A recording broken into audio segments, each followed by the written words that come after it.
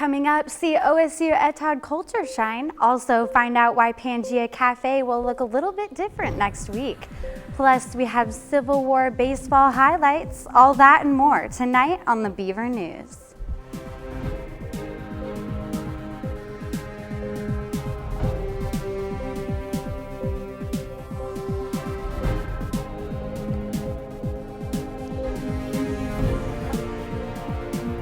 I'm Kiana Hatch. And I'm Marvin Lewis. We're glad you could join us this evening.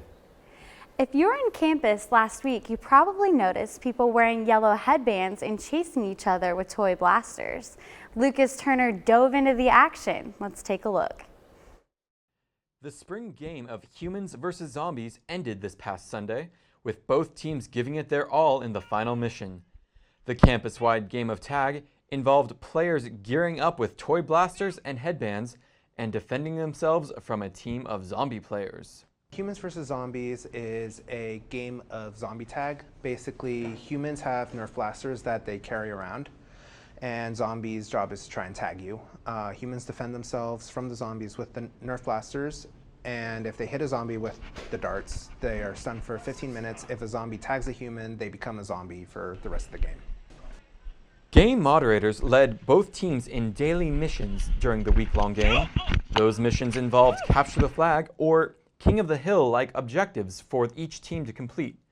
Human team members used not only toy blasters, but socks, marshmallows, and even blowguns, while zombie players employed pool noodles to tag humans in the later missions.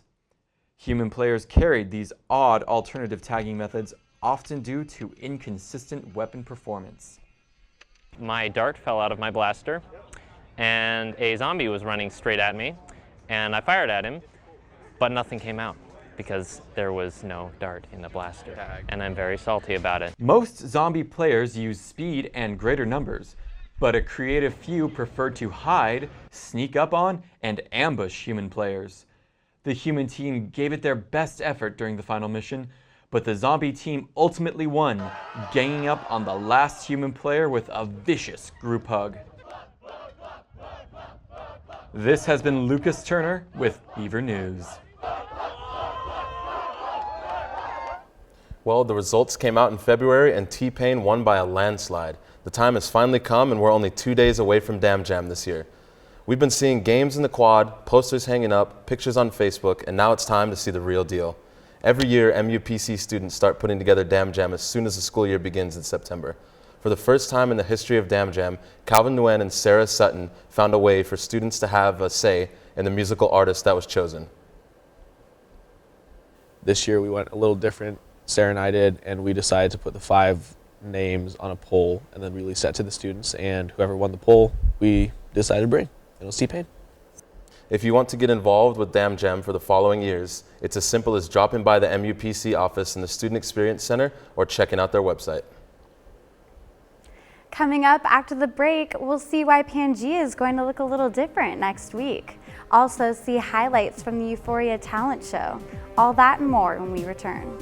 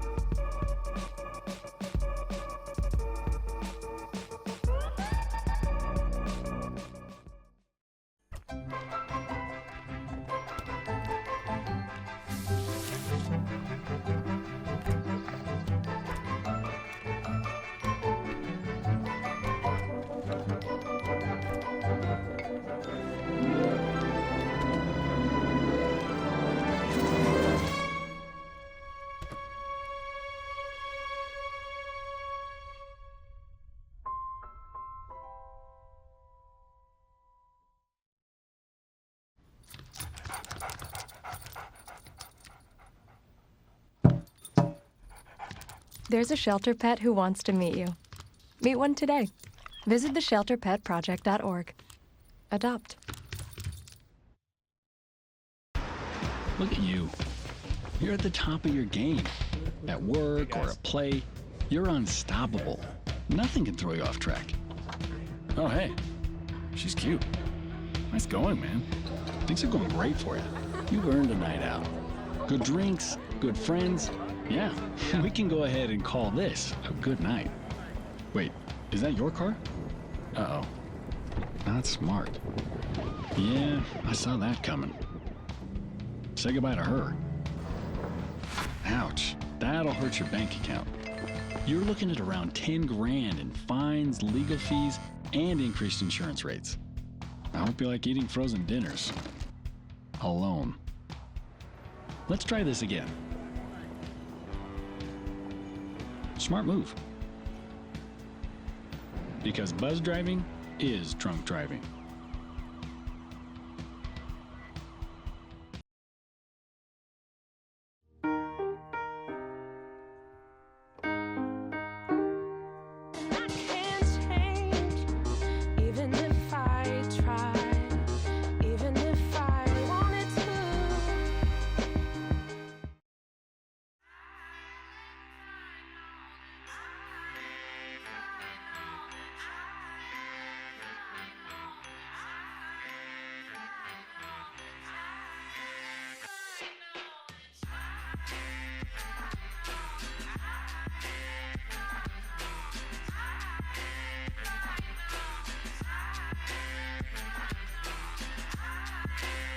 Welcome to KBVR FM, your college station.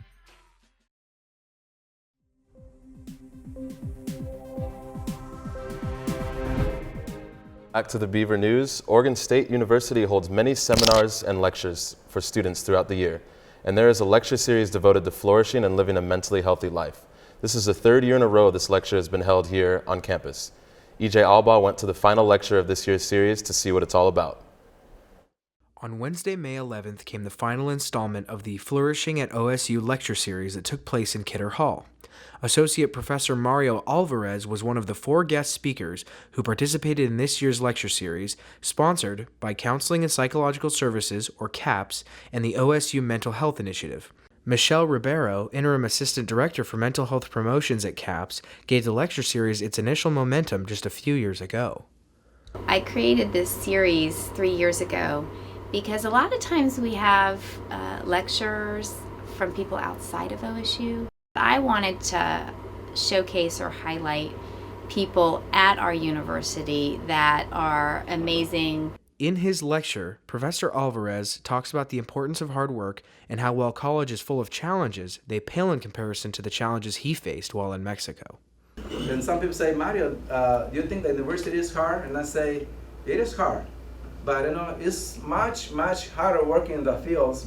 I used to work in the fields, 10, 12, 15, 16, and 17 hours working in very difficult temperatures. Professor Alvarez encourages students to get involved and reach out for support, but most of all, that they need to believe in themselves in order to succeed.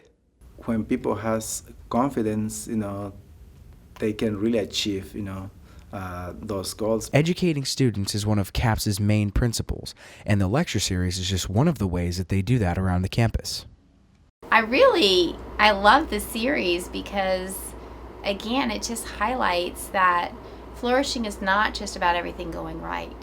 It's about managing struggle and trying to figure out, what's the next step for you. For more information about CAPS and the Mental Health Initiative, go to counseling.oregonstate.edu. Looking forward to the future. This has been EJ Alba with the Beaver News. Over 2,000 people attended the 4th annual Etod Cultural Festival this Sunday. This took place in the Memorial Union Quad and represented over 15 different countries. The festival included music, dance performances, and interactive booths. Each booth represented the countries from the regions of Southwest and Central Asia, as well as Northern Africa. Culturally diverse food, jewelry, and traditional knives were on display. Attendees were also able to get henna tattoos as well as free sweets. The event featured a flag dance, cultural dances, and a fashion show representing each country.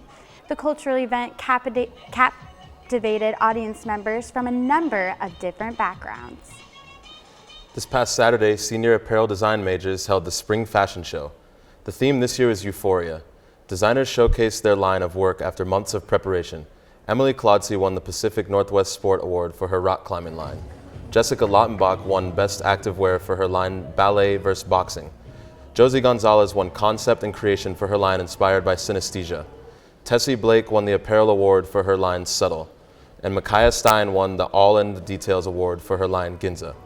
A particularly emotional turning point happened when model Jessica Neffendorf was brought to the stage. She had planned to model in the 2014 fashion show, but was struck by a drunk driver and was unable to walk until recently. She received an honorable mention before the awards were announced. Pangea Cafe in the MU is getting a temporary staff and menu makeover. Next week, we sent Aaron Davis to go check it out. The students in Professor Jones' Nutrition 447 class have been working hard all term and are anxiously awaiting next week's takeover. I had the opportunity to stop by their class and see what they've been cooking at. We're taking over Pangea, so every day there's going to be a different theme and a different group in there, making all sorts of delicious foods, beverages, desserts, and all those things. The nutrition class was split into 4 groups. Each group was in charge of creating their own themed menu. The groups will manage all food preparation with little help running the restaurant. Monday we have Indian. Tuesday we have West Coast, Best Coast. Wednesday we have Baja Beavers, Mexican fusion. And then Thursday we have Vietnamese group.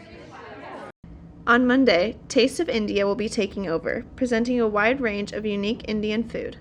They will also be offering vegan, vegetarian, and gluten-free options. I'm part of the Taste of India group, and I'm really excited because people really associate Indian food with a lot of curry, but we have a lot more than just curry available. We have some garam masala, lots of fun spices. The theme on Tuesday will be Best of the West Coast, with a traditional West Coast-inspired menu incorporating fresh seasonal fruits and vegetables. I'm really excited about this event because our menu really reflects the best ingredients that are represented on the West Coast. So things like lavender, hazelnut, mushrooms, asparagus. On Wednesday, the theme will be Baja Beaver, which will include Mexican fusion-themed dishes. The group will be offering a fresh mango salsa along with other astounding Mexican cuisine. I'm from the Baja Beaver group, so we're taking a Mexicali twist on our food and just trying to give people something fresh and summery. Lastly, on Thursday, a Taste of Vietnam will take over with a traditional menu that is sure to please your taste buds. Do a Taste of Vietnam because we think it's a really fun menu that hasn't been brought to Pangea yet over the years that they've been doing this program. It has some really great traditional dishes. We have a traditional pho, which is my favorite. We also have a meatball banh mi that is fantastic. Professor Jones tells us why the hard work is all worth it in the end. It's so rewarding for them to, at the end of the day, say, wow, I accomplished this. It's great. So, this has been Aaron Davis with Beaver News. When we return, find out what students have planned for the summer. Also, see the weather forecast for the weekend. We'll be right back.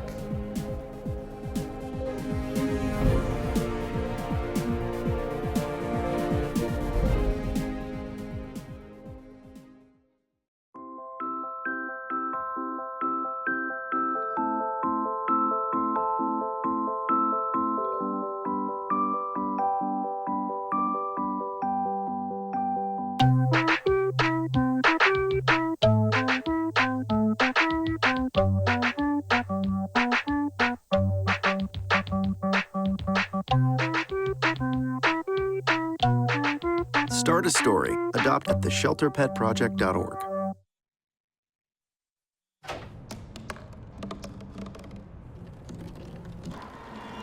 Everybody has a dream.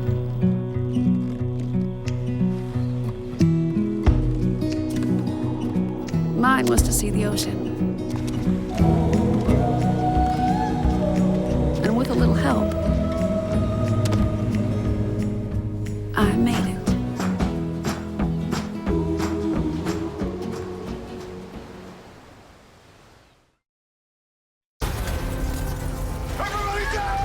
The earthquakes you see in movies are one thing, but real life is a completely different animal. Just because you can't predict an earthquake doesn't mean that you can't prepare for one. In the event of a real earthquake, you should drop, cover, and hold on. Visit ready.gov/earthquake and practice what to do to keep you and your family safe in the event of a real earthquake. And you'll be seen as a hero by your family and your loved ones. Visit ready.gov/earthquake today.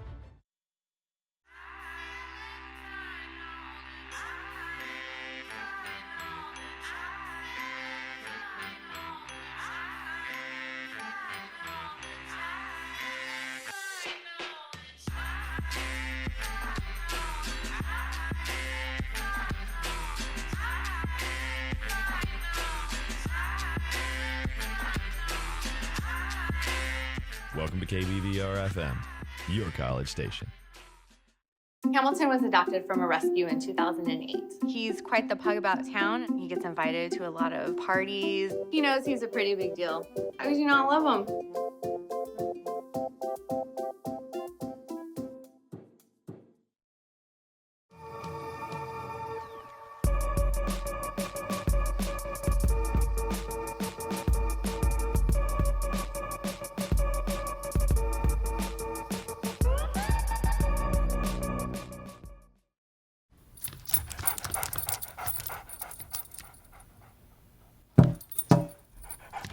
There's a shelter pet who wants to meet you. Meet one today. Visit theshelterpetproject.org. Adopt.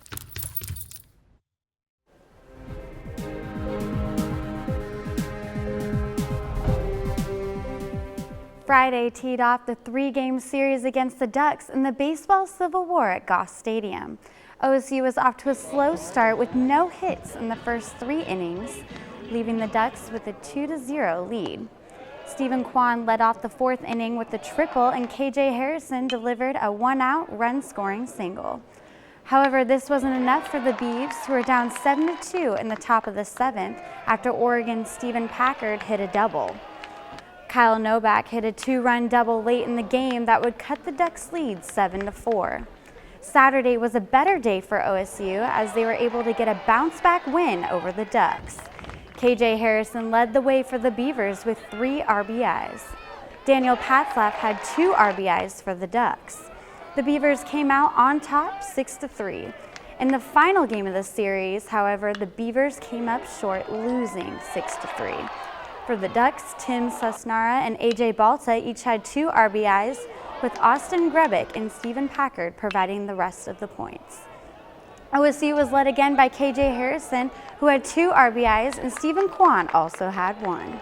The Beavers' record is now 30-18 overall and 11-13 in Pac-12 play.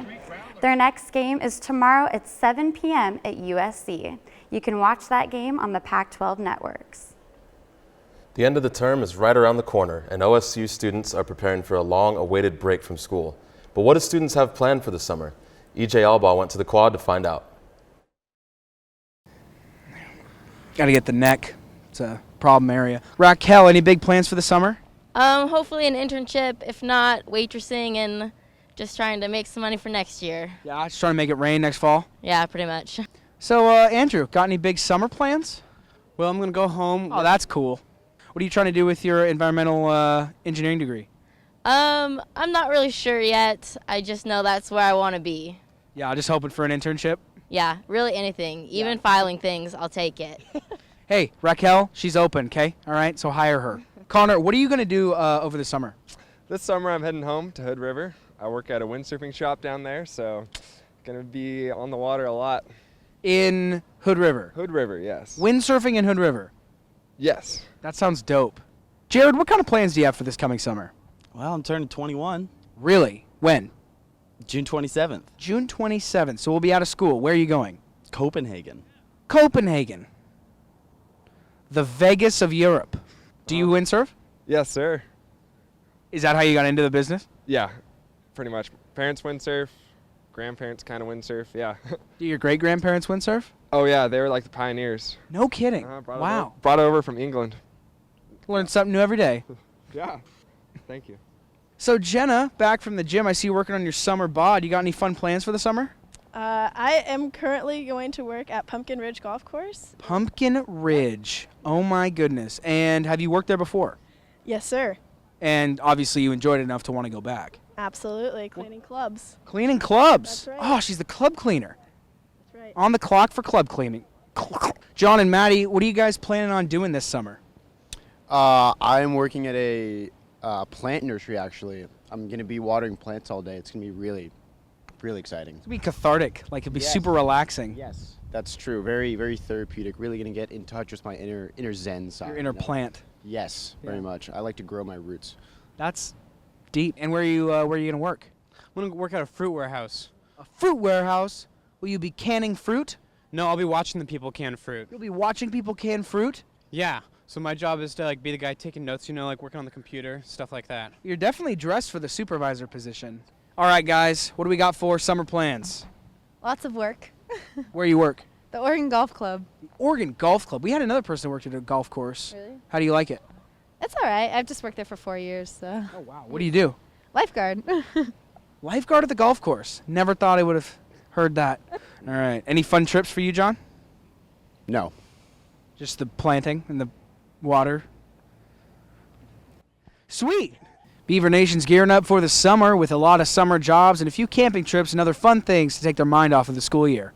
But don't forget, it's only week 8, so let's finish this term strong. This has been EJ Alba with Beaver News. Sounds like a lot of people are working over the summer. What are you doing? I actually have to stick around for summer school, so I'm not too excited about this summer, but I am excited for this weekend, Dam Jam coming up. T-Pain's coming to town. T-Pain, yes. Yeah. Are you going? It'd be my first time seeing him in concert. Yeah, I've never seen him either. I'm definitely You going. Nice, yeah, me too. I'm actually working for the event, so should be a fun time to be back there and everything. Gonna work Fun state. camera? I'm actually floor manager for the event this weekend. So awesome. yeah, I'm well, excited about that. Maybe I'll see you out there. Yeah, I just hope the weather holds up. I hope we don't get any rain or anything for this weekend. It'd still be a good time. Still would, yeah. Awesome. Well, now for the weather forecast, let's take a look at our roof cam. As you can see, we have a lot of clouds out there and some gray skies, and that theme's probably going to continue over the weekend. Tomorrow we've got a high of 64, and it's going to be partly cloudy with a low 46. Saturday is going to be another cloudy day with a high of 66 and a 10% chance of rain. Sunday, you're going to want to bring out the umbrellas because it's supposed to rain all day. There will be a high of 63 and a low of 50. And that's your weekend weather forecast. Well, that's all the time we got for you today. I'm Marvin Lewis. Thank you for watching. And I'm Kiana Hatch. For more Beaver News, make sure to like us on Facebook, watch us on YouTube, and follow us on Twitter. We'll see you next week.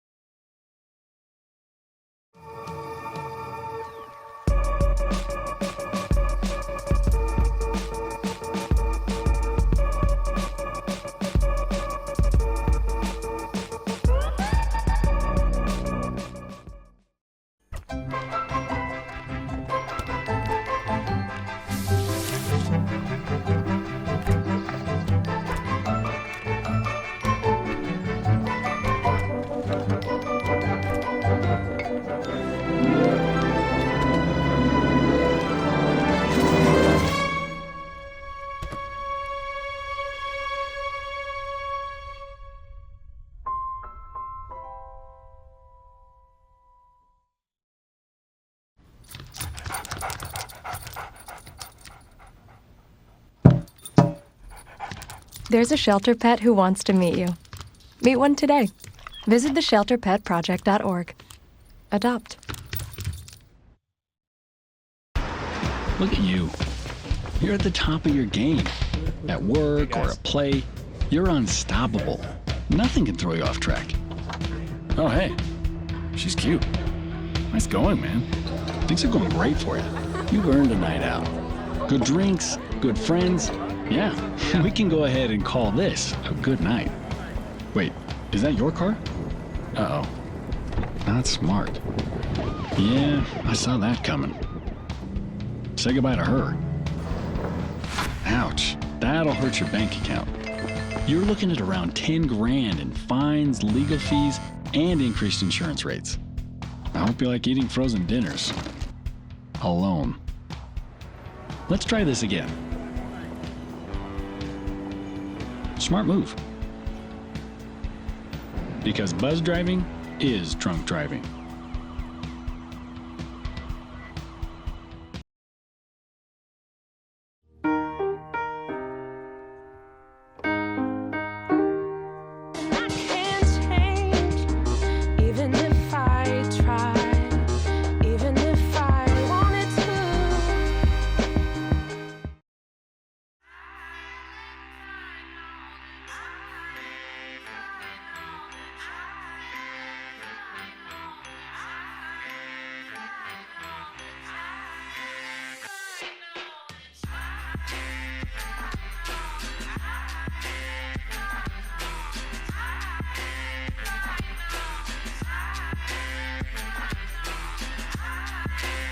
Welcome to KBVR FM, your college station.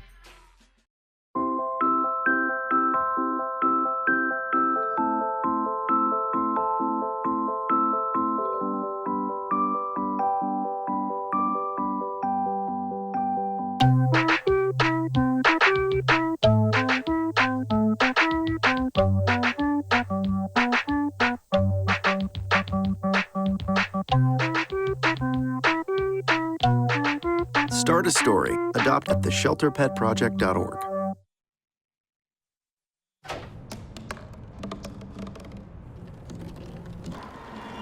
Everybody has a dream.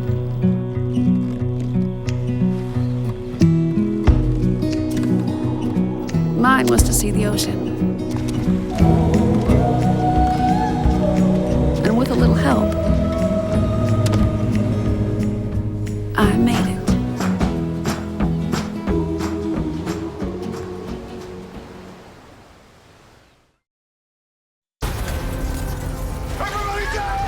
The earthquakes you see in movies are one thing, but real life is a completely different animal. Just because you can't predict an earthquake doesn't mean that you can't prepare for one. In the event of a real earthquake, you should drop, cover, and hold on. Visit ready.gov/earthquake and practice what to do to keep you and your family safe in the event of a real earthquake. And you'll be seen as a hero by your family and your loved ones. Visit ready.gov/earthquake today.